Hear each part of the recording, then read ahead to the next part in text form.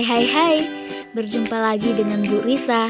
Kali ini kita akan membahas mengenai memecahkan masalah dalam kehidupan sehari-hari dengan menggunakan pesawat sederhana. Aktivitas 2, mengidentifikasi jenis-jenis pesawat sederhana. Dan aktivitas 3, memahami pesawat sederhana.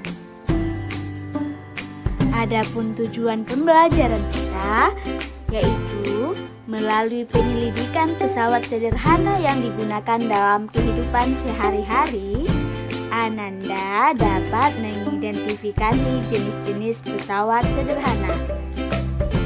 Kemudian, melalui kegiatan membaca, Ananda dapat menjelaskan konsep pesawat sederhana.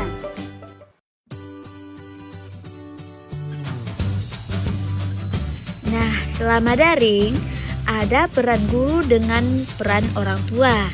Ananda bisa meminta bantuan dari orang tua dan juga guru untuk memahami bahan ajar dari guru tentang kegiatan yang akan Ananda lakukan. Memahami konsep dan gambar yang ada dalam bahan ajar ini jika menemui kesulitan saat mempelajarinya. Menyiapkan media atau alat bahan dan sumber belajar yang Ananda butuhkan untuk kegiatan pembelajaran. Menyelesaikan tugas yang diberikan dan menyerahkannya kepada guru sesuai dengan jadwal yang ditentukan.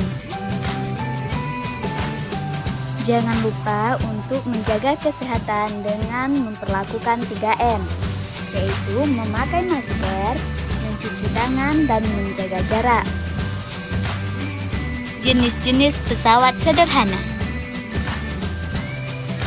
Adapun jenis-jenis pesawat sederhana ada 4. Yang pertama adalah tuas atau pengungkit, yang kedua adalah bidang miring, yang ketiga katrol, dan yang terakhir roda berporos.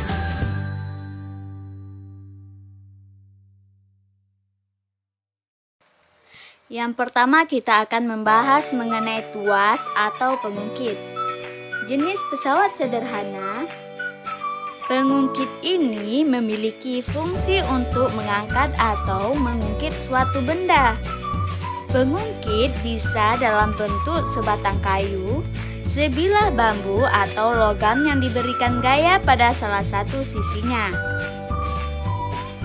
Gaya yang diberikan kepada pengungkit disebut dengan kuasa.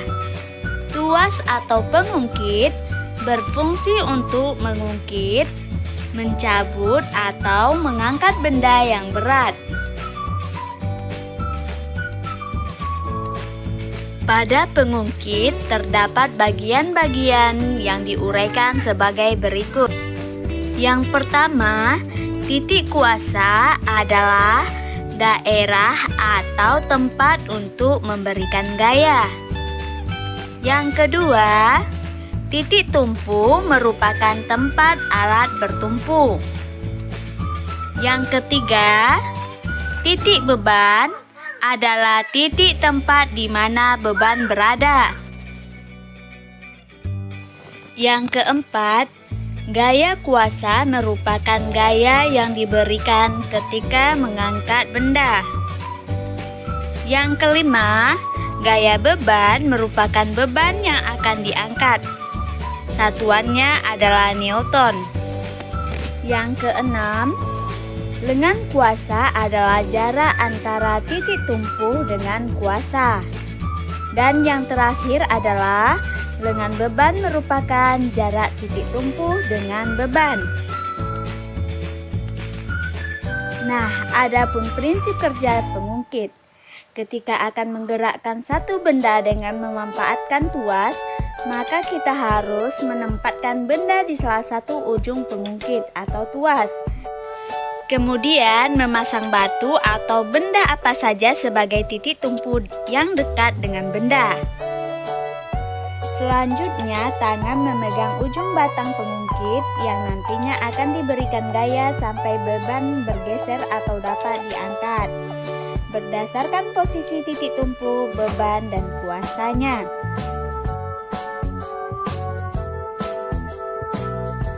Adapun jenis pengungkit pertama. Pengungkit jenis pertama merupakan tuas yang kedudukan titik tumpunya terletak di antara titik beban dan titik kuasa.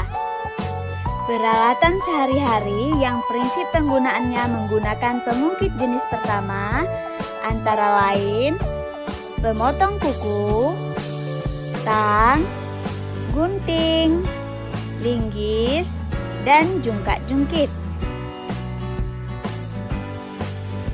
Jenis pengungkit kedua. Pengungkit jenis yang kedua ini merupakan tuas yang kedudukan titik bebannya terletak di antara titik tumpu dan titik kuasa. Contohnya, peralatan yang menggunakan pengungkit jenis kedua yaitu gerobak yang beroda 1, alat pemotong kertas, alat pemecah kemiri, dan pembuka tutup botol. Jenis pengungkit yang ketiga.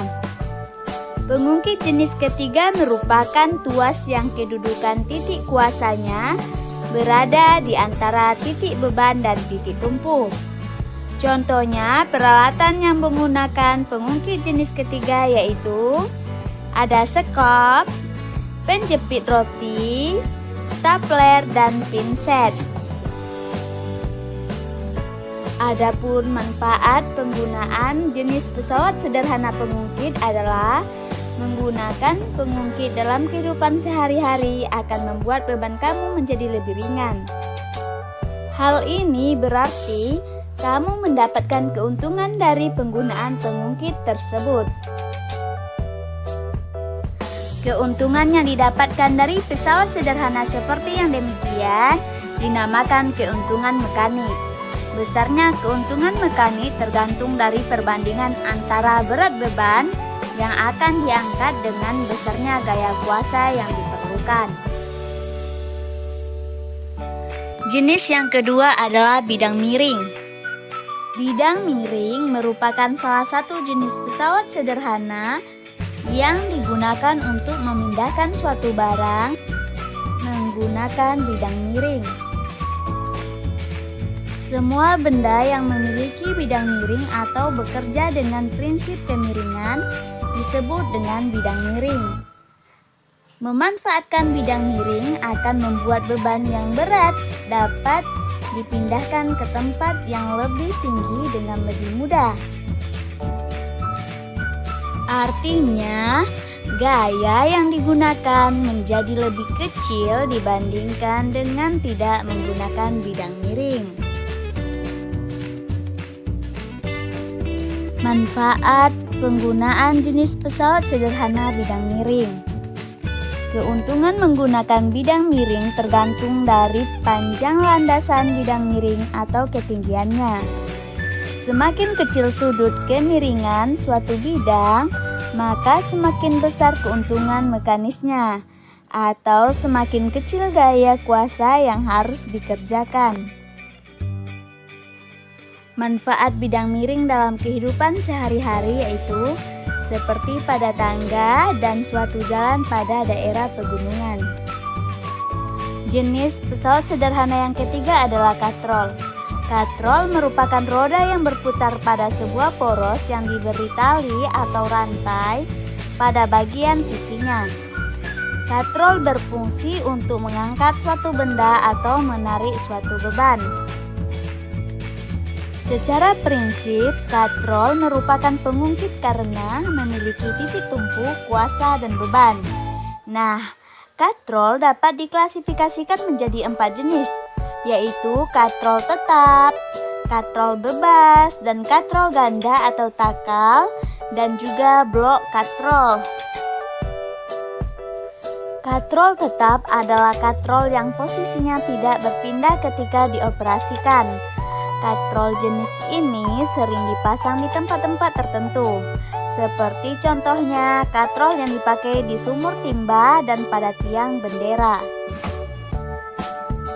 Pada jenis katrol tetap, panjang lengan kuasa sama dengan lengan beban, sehingga keuntungan mekanik pada katrol tetap adalah 1. yang berarti gaya kuasa sama dengan gaya beban. Berikutnya adalah katrol bebas. Katrol ini posisi atau kedudukan katrolnya tidak tetap atau berubah dan tidak dipasang pada tempat tertentu. Katrol jenis ini sering ditempatkan di atas tali yang kedudukannya bisa dirubah.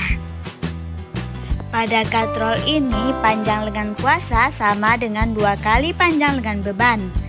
Menjadi keuntungan mekanik pada katrol tetap adalah 2, yang berarti gaya kuasa sama dengan setengah dari gaya beban.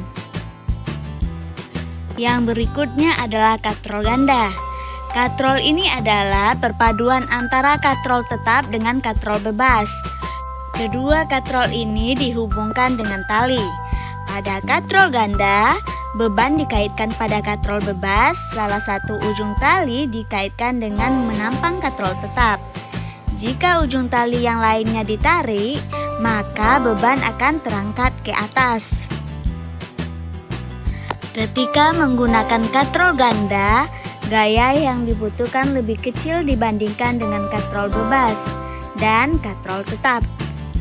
Tetapi, kinerja katrol ganda bergantung pada banyaknya tali yang digunakan untuk mengangkat suatu beban.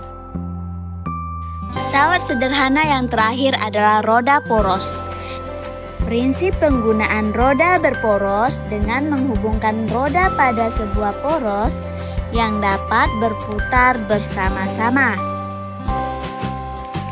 Manfaat dari roda berporos adalah untuk menggeser suatu benda agar lebih ringan dan memperkecil gaya gesek. Prinsip roda berporos dapat kita jumpai pada alat-alat seperti setir mobil, setir kapal, roda mobil, roda gerobak, dan gerinda. Penugasan aktivitas 2 dan aktivitas 3.